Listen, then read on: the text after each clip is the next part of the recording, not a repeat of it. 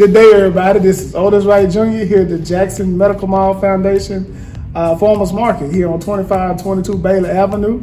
Today I have a special guest with me, Mrs. Yasmine Collins. Today we're going to talk about herbs. Now, we all got plenty of herbs in our kitchens that we throw into our dishes, especially during this Thanksgiving holiday, right? But today we're going to go a little bit deeper into the herbs and how they heal us. And so I'm going to let Miss Yasmine introduce herself with a little bit more detail, and then we're going to hop straight into it. Cool. Well, thank you, Otis, so much. It's a pleasure to be here with you guys today. I am the CFO and Mama Bear of Herbal Blessings. We're located on Ferris Street, 614 North Ferris Street in downtown Jackson. We opened up our store a little bit over 2 years ago.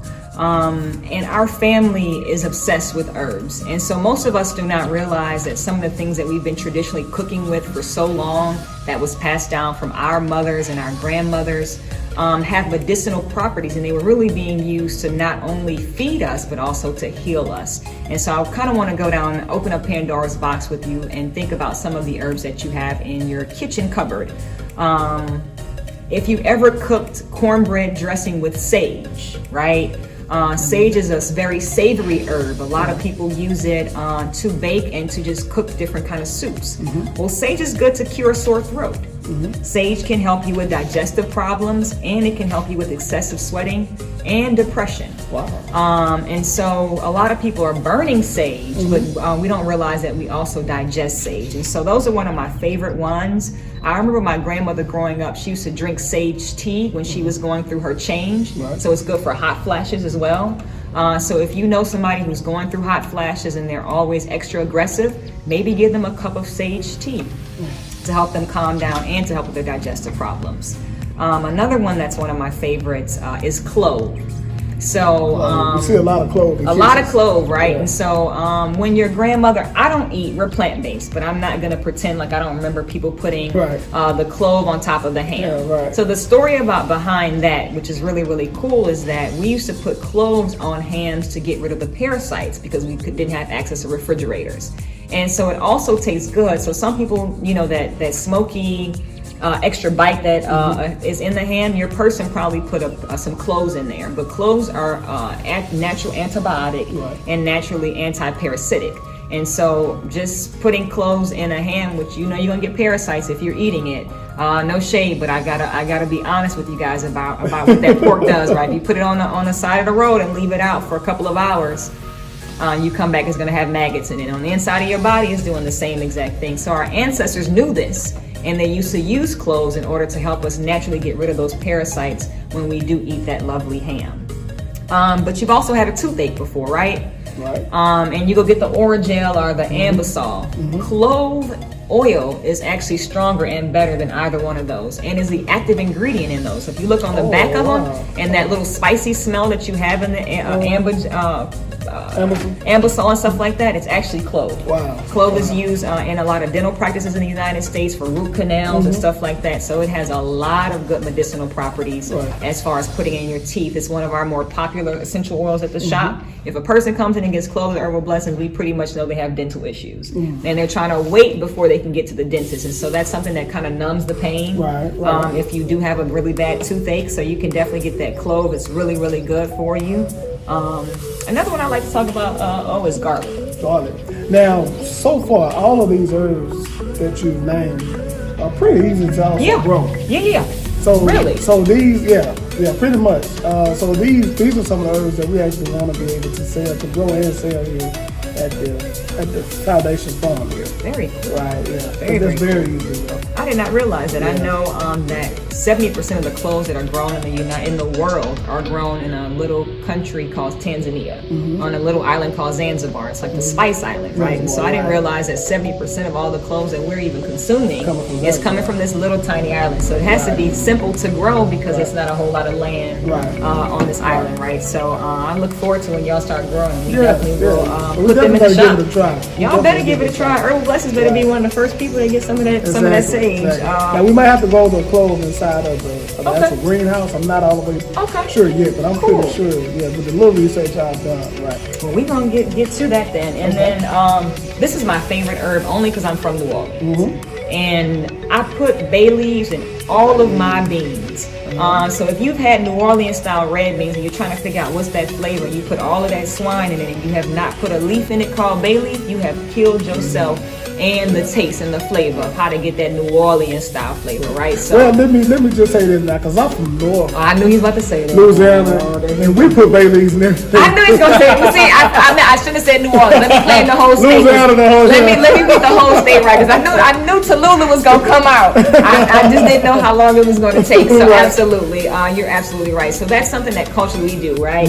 And so your family, they either have them dried or they're gonna have them fresh. Right. But either way, bay leaves make your red beans have that savory flavor. Right. But I didn't realize bay leaves are really good for like breaking fevers. It's really, really good for promoting sweat. So if you're promoting sweat, then if you are ill, you're getting those toxins out, right? So right now it's cold and flu season, and you're trying to find some other alternatives. You can definitely use bay leaves for that. Now, how do we apply the bay leaf to our body? Okay. So that's a good question. So if you're going to use it in leaf form, then you can boil the tea, like you would just you can use like the pot liquor as they would call it, the same way you would boil greens, right? So you can boil the leaves. You can also take the leaf and put it directly on your skin. Let's say if you have a mosquito bite or a bee bite, it's really good for inflammation, right? And so if you could take it and put it directly on your body. At Herbal Blessings, we make essential oils out of bay leaf, and people use that for aches and pains to actually put on the skin. So it just depends on what form you're getting it in. We can even do a bay leaf tincture, which would be alcohol tincture, where you put the leaves in it for a long period of time and let it not ferment, but also remove the properties from the leaf and put it into the actual alcohol tincture and create a tincture out of it as well to digest. But that's a little bit different than your bitter herbs. Yeah, a little bit different than the bitter herb tincture, right? And so we have a bunch of different kinds at the shop. But what I've noticed with my husband as the herbalist, you think that one herb might just do one thing. I didn't realize that they can do a plethora of things because they have a plethora of different compounds in them, right? And so that bay leaf, I've been looking at this study about, they took, I guess, a group of people who had type 2 diabetes, which is what the majority of people have, type 2 diabetes, and this right? is diabetes, but So smart, man. Sound like you know some things, right? And so they divided this group. They put half of the group that had type 2 diabetes and they did not give them the bay leaves daily. And they put the other half in another group and they gave them bay leaves daily ingestible. After 30 days, the people that were receiving the bay leaves, they created a compound called serum glucose, which can actually help you make more insulin, which is the problem with a person with diabetes. Either they don't make enough insulin, or the insulin that they have is being rejected to be able to break down that glucose. And so it actually helps you your body naturally create this compound that is missing in your body by taking these bay leaves, right? And so just as simple as something that you have in your cabinet, it's so important for us to empower ourselves to realize that I didn't realize bay leaves were good for cardiovascular and diabetes, type 2 diabetes. So it is important that we remember some of the things that we learned. So if you had a great grandmother or a great grandfather that was always tinkering with herbs out in the garden, try to remember some of those things, because you probably will stumble upon Pandora's box and open up something totally different, right? The last one I want to talk about is rosemary. I love cooking with rosemary. It makes the whole house just smell amazing. It smells like the holidays, doesn't it? It's giving you that good warm feeling. I normally do it when I'm baking chicken. I knew you was gonna say and that. It just goes through the whole house. I know we keep throwing up meat because she's plant based. So he's being shady. That's all. I put my rosemary on broccoli. Right, she puts some rosemary on broccoli. I put my rosemary on but it's still good rosemary. We can still be cousins and love each other, right? So but it's the cool part about rosemary is that so often we realize that we're stressed out. Like, just any kind of disease or any kind of illness you have does put stress on your body. And sometimes you're like, well, how do I bounce back from that stress? Well, did you know sniffing rosemary has oxidative compounds that can help you deal with stress? Okay. So don't have to worry about no no, side effects. you took the words out my mouth, right? So some people are sniffing glue. Right. Some people are sniffing other things. Right. But you can sniff rosemary, and it's really good for your brain. I have an adopted mom who was early signs of dementia, right? Very, very sharp woman in Delta, on the city council in her city. So she's always on point as far as her mental health, right? So she started noticing something was a little off. And this was about 10 years ago before I became an herbalist. / attorney, right? And I used to always be obsessed with identifying things in nature that could help us out. I'm like, there's no anywhere God will put us here and not provide what we need, right? I cannot continue to go in these labs. And so I did some research about rosemary, and it became one of my favorite herbs because it was able to help her deal early with her early signs of dementia. And I know for a fact that it gave her a little bit longer lease on life as far as her ability to be able to work, and she was able to retire as opposed to retiring her, right?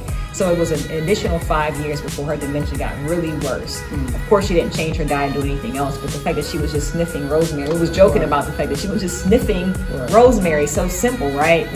We concentrated it up for her, made a tincture, made some essential oils, and so she was rosemary crazy for about 5 years. Everything had rosemary on it, and it was doing so many great things because it has such oxidative properties in it, right? And it's really good for Parkinson's disease and a bunch of other things that deal with your brain.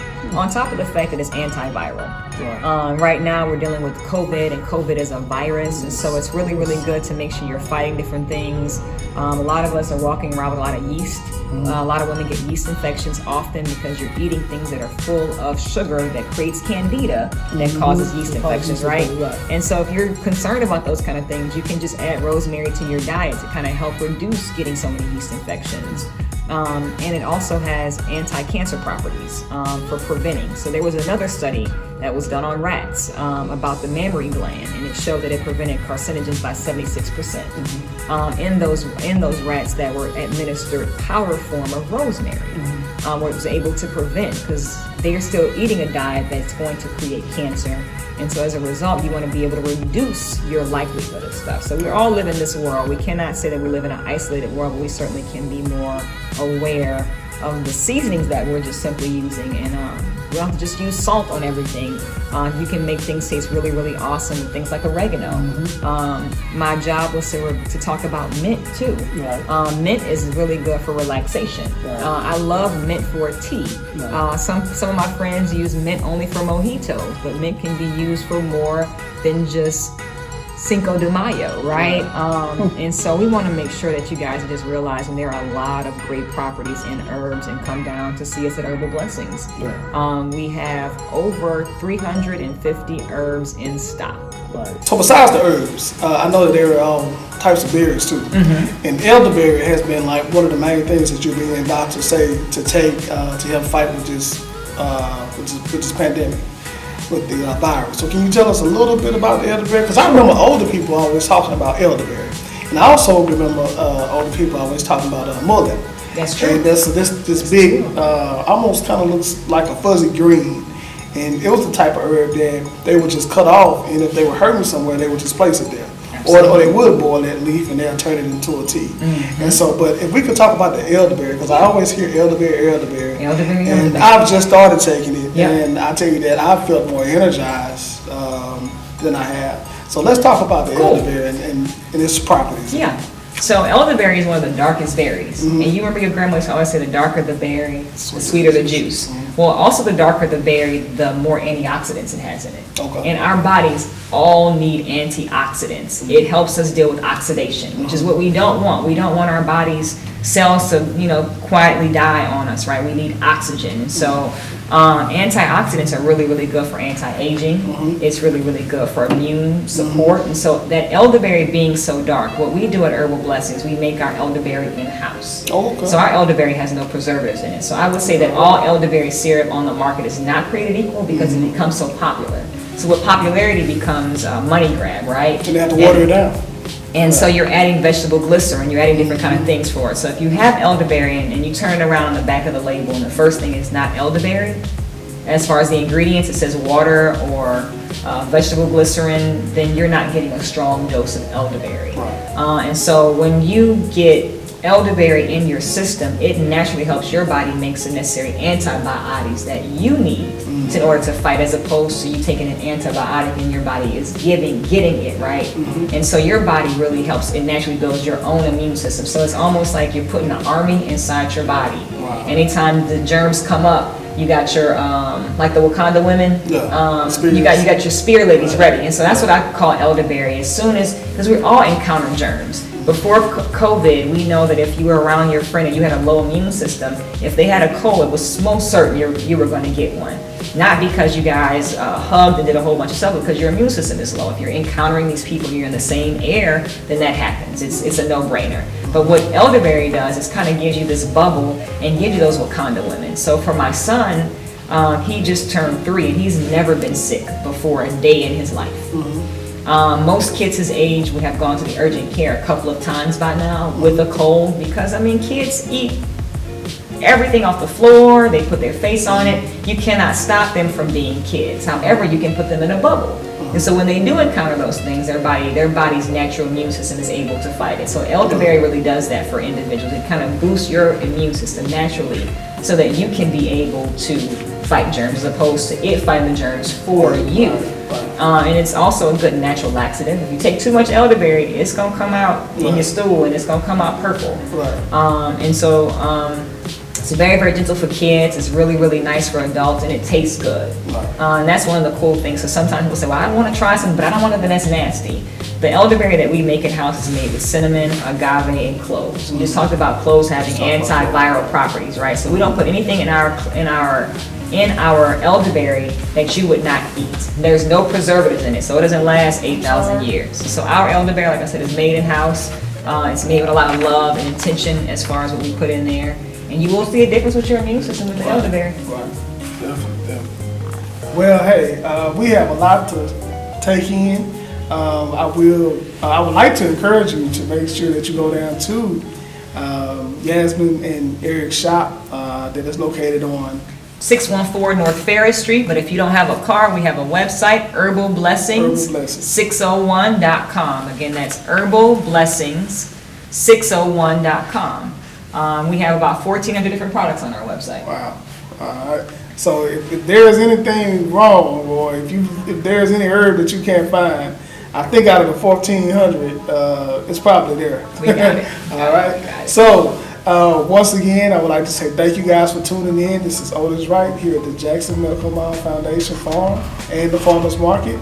We are open on Wednesdays and Fridays from 10 o'clock to 4 o'clock.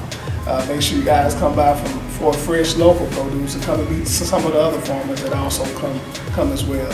Know your farmer, know your food, health is wealth, and we'll see you guys later. Thank you.